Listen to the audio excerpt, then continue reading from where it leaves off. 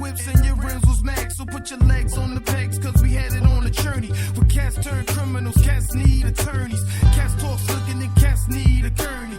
Cats play ignorant like they ain't heard me. Now they wanna hurry cause bills made the mark. But trendsetter turning their hearts from light to dark. We back in V-Park where the blunts get sparked. But now we got a gun so punk think he hard. But two to the chest will leave him more to scar. Do what he do, we just playing our parts. And yo, know he's back in town again. They just don't know what's really wrong with him. They knock him off and he's right back on again. They lock him out and yet he performs again.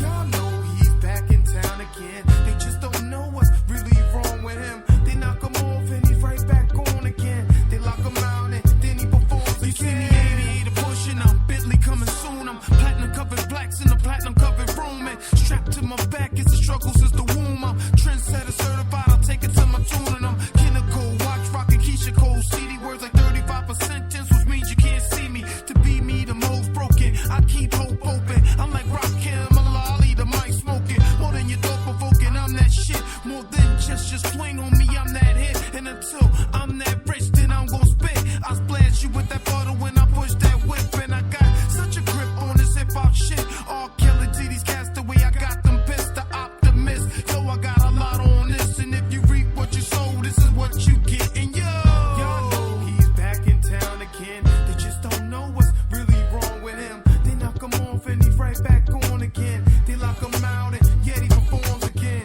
Y'all know he's back in town again. They just don't know what's really wrong with him. They knock him off and he's right back on again. They lock him out and yet he performs again. Y'all know he's back in town again. They just don't know what's really wrong with him. They knock him off and he's right back on again. They lock him out and yet he performs again. Y'all know he's back in town again. They just don't know what's really wrong with him. They knock him off and he's right back on again. They lock him out and yet he performs again. Come on.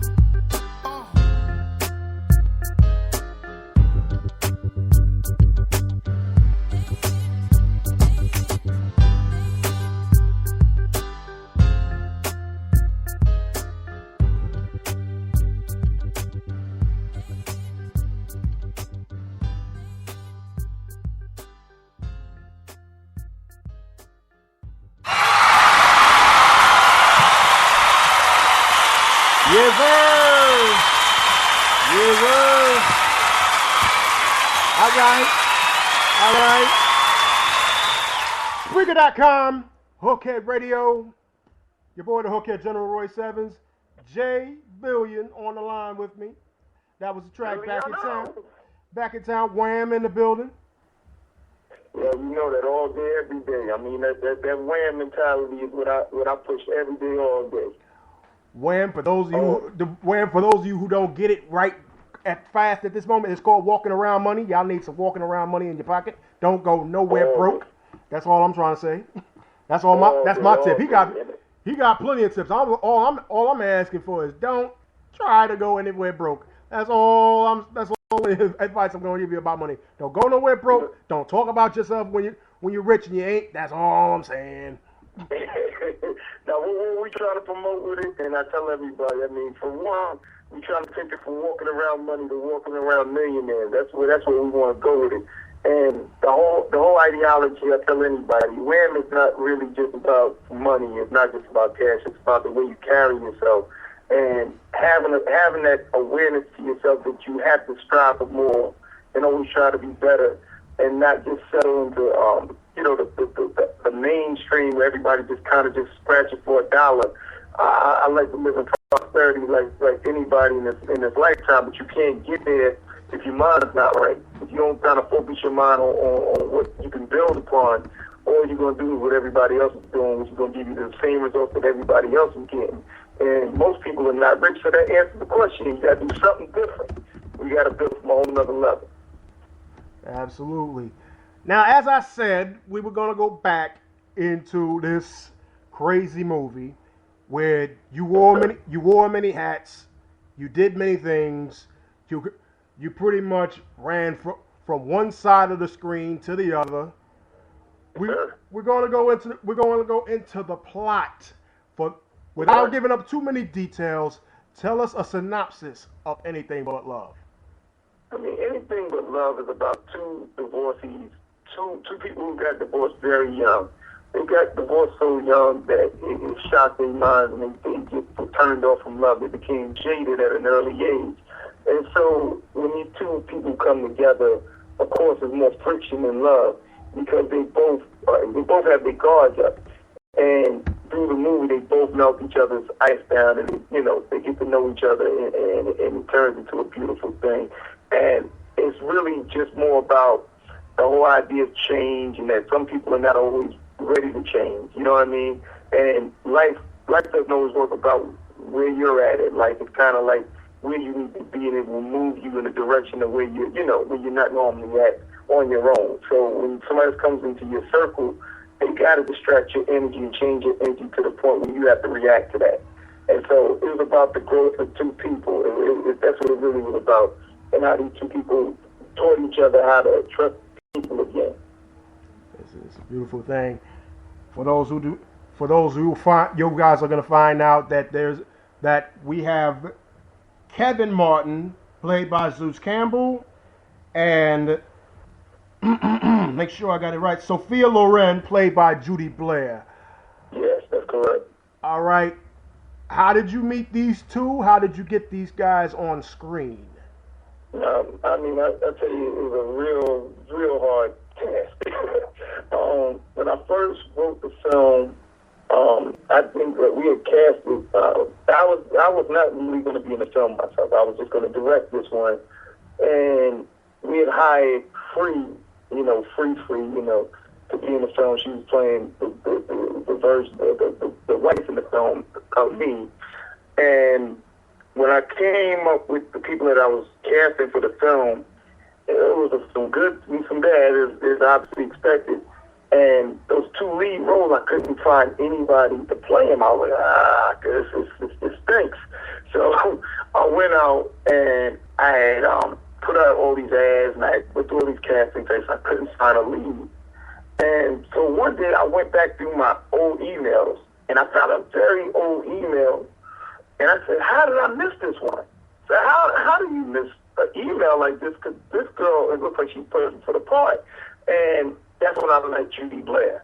Now, I responded to her email 3 months after she even sent me an email and said, hey, I don't know if you're still interested, but, let's meet, let's talk.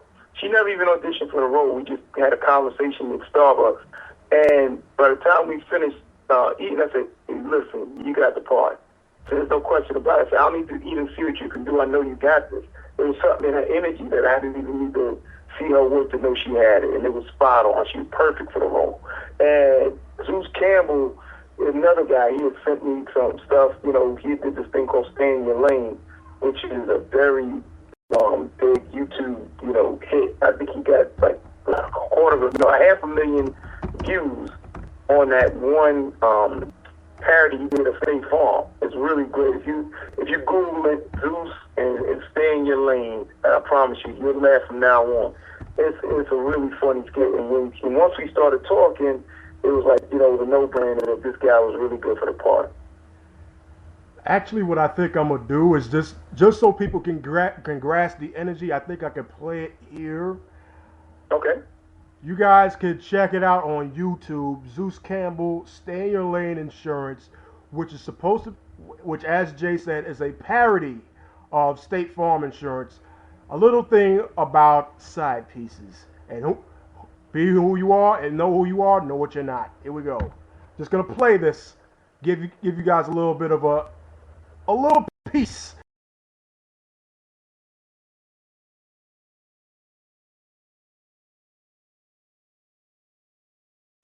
Make sure I'm able to play this without ads. Gotta get your money. Fine. Welcome to this week's episode of Hump Day Romance. I'm your host, Zeus. This week's topic is people's choice.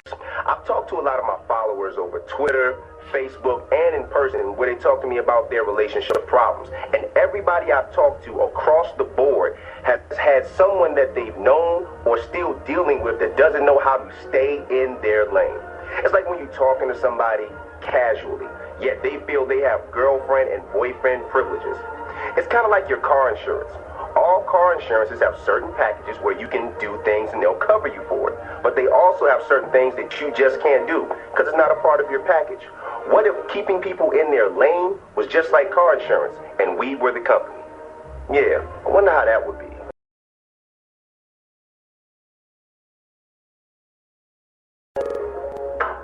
Welcome to Stay in Your Lane Insurance. How may I help you? Why didn't you call me, and why can't I spend the night in your bed last night? Well, let's see what type of package you have. Okay, it's saying here that we actually had you signed up last Saturday for our Smash and Dash package. Smash and dash? It's actually one of our inexpensive packages, but doesn't come with a lot of benefits. What does it come with? Well, it comes with the standard would that could. Now, that's not just for at home. It's actually good for trap house parties, bathrooms, and in the back of any trap house vehicle. Will you call me? No. Can I say the name? Nope. Cuddle? Hell no. Take me out? Kill yourself. What package does come with all that? That actually falls under our girlfriend package. And how do I upgrade to the girlfriend package? We'd actually have to run your whole backs. Okay, go ahead. All right. Whole facts. Question number 1. Have you ever smashed any of my homies? Yes. Denied. I mean, why can't I be your girlfriend? I'm sorry. This happened before you. I met him before you. It's actually saying that you're not eligible. It's just a computer. But last Saturday, you did help us fulfill our random cheat quota of the month. You are a valued customer. Next. And I'm going to stop it there. I'm not going to give everything away. No. You guys got to go search this stuff on your own. Okay, listen, I'm telling you, he's a very talented dude, man. Zeus is very, very funny. He's got a lot of stuff in the pipeline coming out. Like I said, him and Judy and Crystal and everybody who was a part of the project. These people are hard workers. I mean, they make me look like I'm sitting on the couch. They work real hard. They put a lot of time and effort into their craft, and they're really, really talented people. Yeah. Well, it's crazy that we should mention a piece of something about side pieces because your character in the film. Mm-hmm. So you'll get me in trouble, ain't you? Hey, dog. Hey, look, shouts out to Veronica. Shouts out to cousin Veronica. Of course. Look, always love. 20 years in the making. So yeah, you're right. We out here doing it. But the beautiful thing about the movie, I have people that seen it across the world, and I had one person in London reach out to me, and she was basically saying, she said, what I loved about the film was that it was so real, and the character that I was playing in the film, again, like I said, I was going to play the character because I was like, let me get behind the camera this time, and actually just stay behind the camera. And I was like, the people I was putting to the plot, like, nope, y'all just not doing it. I said, all right, well, I guess I'll just jump in front of the camera and not get out. But I try to take real life experiences and take what it is to be married for a long time and take what I know of all my friends that are going through stuff and take all of those stories and create that character for Leonard. Leonard was supposed to be a guy who basically was a by the rules, by the book kind of guy. And his life got to a point where he got stuck in a rut. He got into that zone. And this was his cry for help, his way of trying to break free. And while he was out trying to break free, he forgot he had a home and some people he had to deal with. He couldn't just, do what he wanted to do. He wanted his wife to just stay home, take care of home while he went out and started his business and